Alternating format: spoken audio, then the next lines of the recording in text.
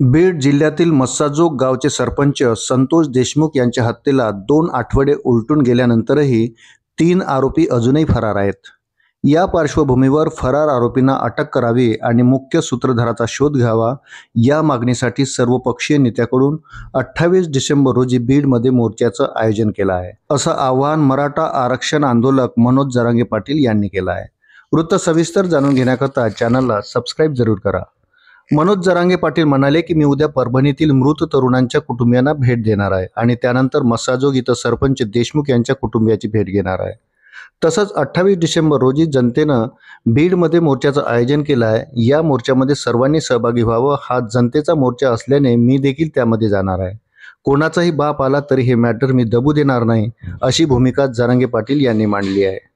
Police अधीक्षक नवनीत कावत यांनी बीडच्या पोलीस अधीक्षक पदाचा पदभार स्वीकारल्यानंतर कार्यवाही सुरू केली आहे. कोणीही दबावाखाली काम करू नका, राजकीय नेत्यांचे ऐकू नका. जर काही असेल तर थेट मला सांगा. सर्वांनी बिनधास्त काम करा, अशा सूचना पोलीस अधीक्षक नवनीत कावत यांनी ठाणेदारांना दिल्या.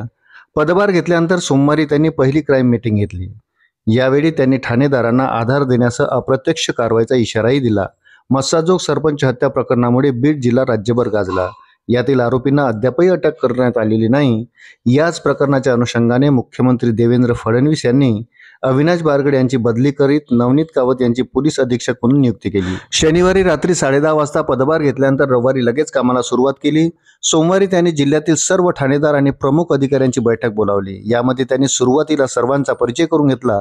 त्यानंतर त्यांनी सर्वांना विश्वासात घेत काही सूचना केल्या. आपल्या हद्दीतील अवैध धंदे बंद करा, कारवाया करा, राजकीय नेत्यांचे ऐकू नका. काहीही असेल तर मला सांगा, बिनधास्तपणे काम करा.